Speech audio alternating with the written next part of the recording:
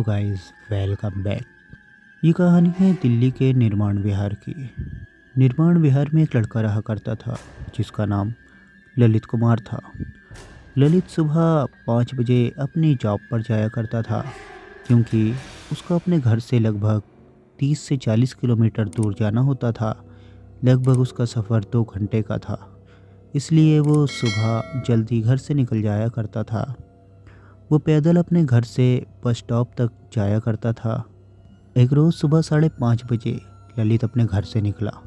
सर्दियों का मौसम था, बहुत ज़्यादा कोहरा छाया हुआ था। आसपास की चीज़ें भी बहुत मुश्किल से ही नज़र आ रही थी। कुछ दूर तक तो ललित चलता रहा। उसके बाद उसने अपनी जेब से अपना मोबाइल फ़ोन निकाला। मोबाइल फ़ोन निकाल कर उसने उसकी फ्लैश लाइट ऑन करी और वो मोबाइल की फ्लैश लाइट जलाकर चलने लगा ताकि उसे ज़्यादा दूर तक दिखाई पड़े और अगर सामने से कोई बाइक वाइक से भी आ रहा हो तो उसे उसकी फ्लैश लाइट दिख जाए और उसका एक्सीडेंट होने से बच जाए। लेकिन फिर अचानक ही कुछ दूर पर चलने के बाद ललित को एक छोटा सा बच्चा नज़र आया। उस बच्चे की उम्र लगभग 1 से 2 साल के ही आसपास होगी। वो छोटा सा बच्चा रोड के बीचों बीच रोड का डिवाइडर पकड़ के खड़ा हुआ था। बच्चे देखने में बहुत ज़्यादा प्यारे लगते हैं, लेकिन इतने सुबह वो भी अंधेरे में इतना छोटा सा बच्चा जो ललित की तरफ देखे ही जा रहा था और बिल्कुल भी अपनी पलक नहीं झपका रहा था। इस वक्त वो बच्चा एक डरावना बच्चा लग रहा था। उसे देखकर ललित डर तो रहा था, लेकिन फिर भी ये सोच रहा था ये तो छोटा बच्चा है, शायद आसपास में इसकी मम्मी होंगी या इसके पापा होंगे। और ललित उस रास्ते से सीधा जाने लगा। लेकिन जैसे जैसे ललित उसके पास से होकर पीछे की तरफ गुजर रहा था, वो बच्चा भी अपनी गर्दन उसी तरीके से पीछे की तरफ घुमाता जा रहा था। जब ललित उससे काफ़ी दूर निकल गया, उसके बाद ललित पीछे पलटा और उसने देखा तो वो बच्चा बिल्कुल भी पीछे नहीं घूमा था, लेकिन उसकी गर्दन पूरी पीछे की तरफ घूमी हुई थी और वो बच्चा अभी भी ललित को देख रहा था। ये देखकर ललित बहुत ज़्यादा डर गया और एकदम से ललित वहाँ से भागने की कोशिश करने लगा और ललित ने ज़ोरों से दौड़ लगा दी। फिर अचानक ही भागते भागते ललित किसी बहुत ही भारी चीज़ से टकराया और वहीं ज़मीन पर गिर गया। ललित ने देखा वो भारी चीज़ कोई दीवार नहीं थी, ना ही कोई बहुत बड़ा पत्थर था।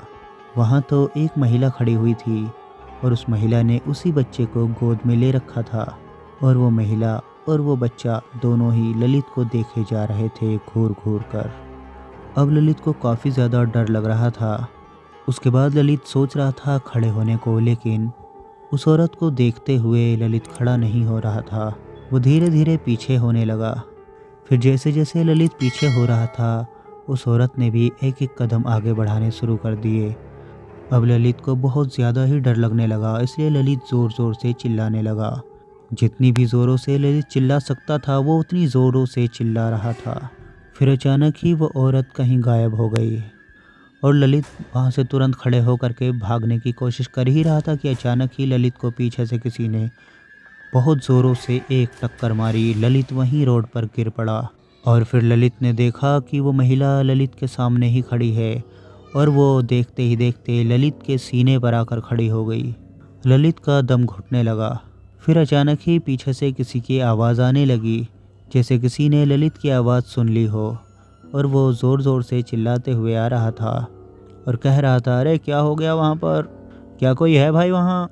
और इसी तरीके से ज़ोर ज़ोर से चिल्लाते हुए वो आदमी आ रहा था। फिर अचानक ही वो महिला वहाँ से गायब हो गई। ललित वहाँ से उठा और अचानक ही एक आदमी ललित के करीब पहुँच गया और उसने कहा कि क्या हो गया, तुम चिल्ला क्यों रहे थे। ललित ने उस आदमी से सारी बात बताई और देखते ही देखते 4-5 लोग वहाँ पर और आ गए और वो सभी लोग कहने लगे, यहाँ ऐसा तो आज तक नहीं हुआ, पता नहीं आप क्या बता रहे हो, कहीं आपका वहम तो नहीं है। अब ललित समझ चुका था ये लोग मेरी बातों पर विश्वास तो नहीं करेंगे, इसलिए ज़्यादा बताने से भी कोई फ़ायदा नहीं होगा। उसके बाद ललित अपने काम पर नहीं गया, वहाँ से वो सीधा अपने घर ही चला गया। उसने घर वालों से भी जाकर यही बातें बताईं, लेकिन घर वालों ने भी उसकी बात पर पहले तो विश्वास नहीं किया, उसके बाद उन्हें भी विश्वास करना पड़ा और कहानी यहीं समाप्त हो जाती है। Thanks for watching, bye bye.